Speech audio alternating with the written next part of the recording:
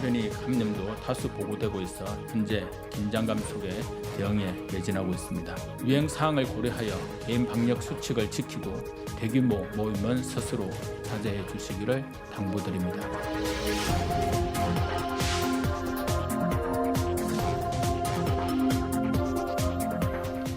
네, 코로나19 신규 확진자 수가 800명에 육박했습니다. 델타 변이 바이러스에 대한 우려도 커지고 있는데요. 전문가 모시고 현 상황 그리고 앞으로를 전망해보는 시간 갖겠습니다. 가천대 예방의학과 정재훈 교수 나오셨습니다. 네, 안녕하세요. 자, 먼저 코로나 상황 보면요. 오늘 신규 확진자 수가 794명. 자, 68일 만에 가장 많은 숫자라고 하는데 지금 이게 과연 일시적인 현상일지 아니면 정말 우려할 만한 4차 대유행의 전조일지 지금 궁금해지는 그런 상황인데 오늘 봤더니 수도권 거리두기가 일주일 연장됐다라는 소식이 지금 들어왔던데 지금 이 상황이랑과 좀 연계돼서 된 결정일까요? 네, 지금의 유행 상황을 보면은 이제 많은 분들이 4차 대유행이 오는 것이 아니냐라고 설명을 하시는데 저는 5차 대유행이라고 생각을 합니다. 네. 그 이유가 1차 유행과 2차 유행, 3차 유행은 유행하는 바이러스의 형들이 달랐거든요. 그리고 우리가 3차 유행이 끝나고 나서 올해 4월 말 5월 초부터 새로운 유형의 바이러스들이 유행하기 시작했습니다. 그런데 이번에 이제 확인이 되는 것들은 델타 변이에 의한 유행들이 시작되고 있거든요. 그런 것들을 보면 지금은 4차 유행이 굉장히 규모가 작았을 뿐이지 이제 그 다음 웨이브가 오고 있다, 다음 파도가 오고 있다 이렇게 설명을 드리겠습니다. 좀 자막으로 나가고 있는데 서울 같은 경우에 5명 이상 모임 금지하고 이런 상황을 어느 정도 더 유지를 하면서 봐야 될까요? 예상하기가 좀 어렵습니다만 저는 그래도 방역 완화의 방향에 대해서는 동의를 하고 있습니다. 네. 우리가 방역 완화를 할 수 있는 근거는 고위험군에 대한 접종이 어느 정도 끝나가고 있다는 것이거든요. 백신의 효과라고 하는 것은 감염 확산수를 줄이는 것이 아니고 사망자를 줄이는 게 가장 본질적인 목적에 가깝습니다. 그래서 그런 방역 완화의 방향에 대해서는 동의를 하지만 문제가 신호가 너무 동시에 나가고 있다는 것이고요. 그리고 방역 완화 조치가 여러 가지가 패키지로 묶여서 한 번에 제시가 되었었는데 그런 것들이 국민들에게서는 마치 7월 1일부터는 방역 완화가 다 이루어진 것처럼 과거로 돌아간 것처럼 느껴질 수 있기 때문에 확산세가 좀 늘어났다고 보는 거고요. 그렇기 때문에 방향은 유지를 하더라도 속도 조절을 좀 해야겠죠. 좀 천천히 갈 필요가 있다고 봅니다. 자, 한 달 전입니다. 교수님께서 이 방역 완화 지침 그런 거 결정할 때 그 상황에서 아마 폭증할 가능성도 높다라는 그런 조사 결과를 그때 내셨었잖아요. 지금의 상황이 그때 예상했던 것과 비슷하게 돌아가는 겁니까? 네, 예상했던 상황과 유사하게 흘러가고 있다고 봐야 될 것 같고요. 우리가 지금 현재 유행 확산 추이를 볼 때 두 가지 힘이 있습니다. 확산세를 늘리려는 힘이 있고요. 네. 줄이려는 힘이 있는데 늘리려는 힘은 아무래도 방역 의식이 해이해진다거나 변이 바이러스가 유행하는 경우에는 확산세가 더 늘어나는 방향으로 갈 거고요. 하지만 확산세를 줄이기 위해서 백신 접종이 진행이 되고 있는데 지금은 방역 완화에 대한 신호가 너무 급격히 나오면서 확산세를 늘리려는 방향으로 힘이 강해졌다고 봐야 될 것 같습니다. 지금 1차 백신 접종한 사람이 거의 30% 정도 된다고 하거든요. 이 정도면 그게 좀 효과를 발휘해서 좀 억누르는 요인으로 작용 안 합니까? 네, 그 정도 비율로는 아직 모자라다고 볼 수 있고요. 우리가 네. 집단 면역 또는 확산 방지를 위한 비율은 최소한 80에서 90% 정도까지는 돼야 된다라고 보고 있습니다. 그 이유가 예전에 집단 면역 70%라는 비율이 나왔을 때에는 과거의 바이러스였고요. 바이러스 변이가 이어지면서 전파 능력이 점점 커지기 때문에 요구되는 면역의 수준이 점점 더 높아지고 있습니다. 자, 지금 수도권 같은 경우에는 그 거리두기 유지하는 것 말고도 2주간 특별 방역 대책이 추진을 합니다. 그중에 보면 다중 이용 시설 점검 강화를 하고요. 방역 수칙 위반한 업소에 대해서 원 스트라이크 아웃제 이거 적용을 하는데 이게 좀 효과를 볼 수 있을 것으로 보십니까? 네, 저는 특별 방역 대책이라고 해서 2주 단위의 대책들이 몇 번 나왔었습니다. 하지만 네. 이게 다 실효성이 있었던 적은 없고요. 우리가 이런 세부적인 정책보다는 국민들에게 어떻게 일관된 신호를 보여드리느냐가 더 중요하다고 생각을 합니다.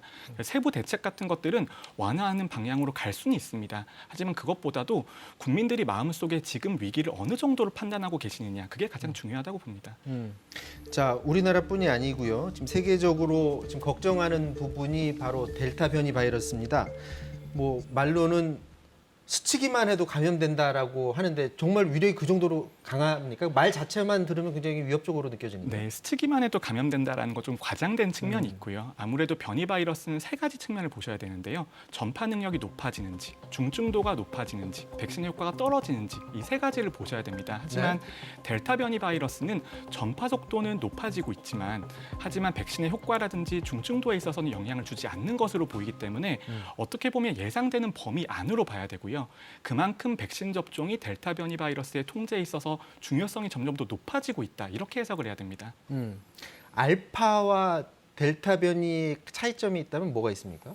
네, 알파 변이 같은 경우에는 조금 더 이르게 나온 바이러스고요. 거기서 한 번 더 변이가 일어나면서 확산 능력이 조금 더 커졌기 때문에 시간이 뒤에 나오면 뒤에 나올수록 확산 속도가 점점 더 높아지는 경향이 있다. 이렇게 이해하시면 될 것 같습니다. 지금 델타 변이 바이러스 얘기를 국민들께서 최근에 많이 듣고 계신데 지금 세계 각국은 델타 변이 바이러스 확산 막기 위해서 강한 조치들을 지금 내놓고 있습니다. 다른 나라 상황 잠깐 보고 오도록 하겠습니다.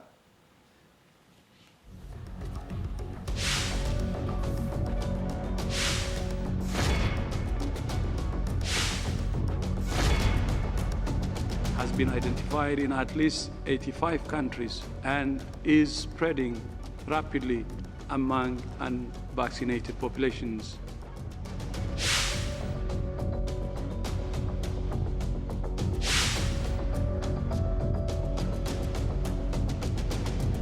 Wir müssen weiter wachsam bleiben.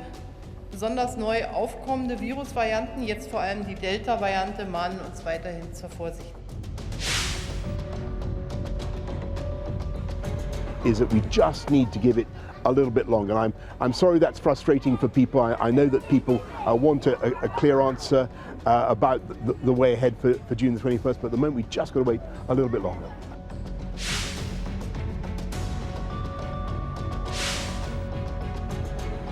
So we are taking extreme action right now to stop or slow any spread before the coronavirus is let loose in the territory. And that means we need a lockdown.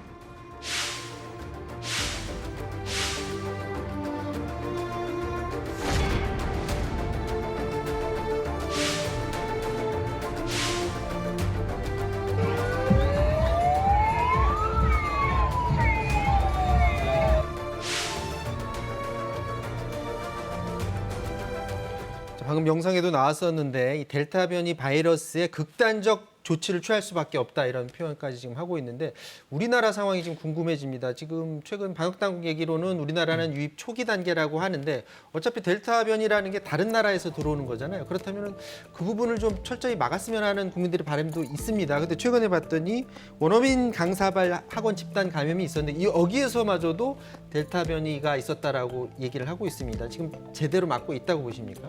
네, 언제까지나 해외 유입 차단을 막을 수 없다는 것은 타이완의 사례를 보면 알 수가 있습니다. 네. 우리가 언제까지 해외 유입을 막을 수가 없기 때문에 유입됐을 때 대처를 얼마나 잘하느냐가 중요한데요.